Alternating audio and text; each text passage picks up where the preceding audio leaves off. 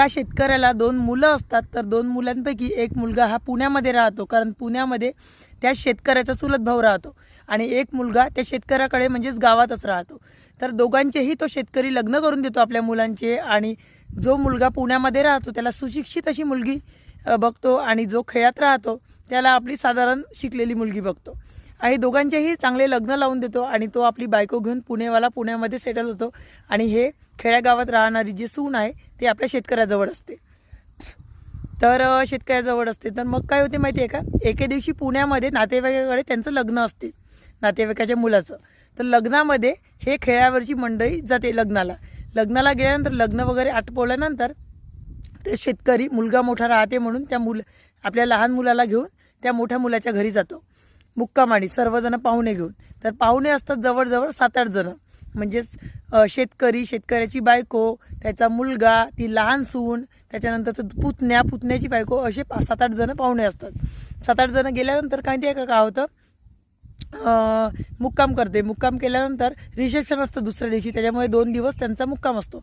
तर 2 दिवस मुक्काम असतो. एक दिवस कसंही जेवण घालते ते मोठ्याची बायको आणि दुसऱ्या दिवशी मात्र तिचे तांदूळ गेले संपून. कारण का संपून गेले माहिती आहे का, ते वापरते स्मार्ट बाजारातले 1 किलोचं पॉकेट तांदळाचं, त्याच्यामुळे ते तांदूळ किलो सांगतात, जास्त नाही. कारण म्हणे आम्ही दोघंच आहोत तर आम्हाला काही जास्त लागत नाही, त्याच्यामुळे आम्ही दोघंच वापरतो. तुम्ही सांगा 8 जण पाहुणे म्हटलं तर कसं जास्तच लागते. तर कसं होते माहिती आहे का, त्याचं तांदूळ जाते संपून. इकून तिकून दुसऱ्या दिवशी तांदूळ आणते तो 5 किलोची बॅग, दुसऱ्या दिवशी कणिक जाते संपून. कणिक गेली संपून तर मग ते म्हणते बेसननं भातच करू. तर बेसन करायला जाते तर बेसनही नाही राहत, फक्त थोडंसं एवढं बेसन असते. तर अशी परिस्थिती त्या शहरात असते. ते कसं बसं खातात आणि तिथून मग येतात गावाला. आणि मग गावाला आल्यानंतर तो पुण्याचा मुलगा गावात येतो आणि पुण्याचा मुलगा त्यांना सांगतो की खेळात काय ठेवलं आहे, सगळं काही शहरात आहे.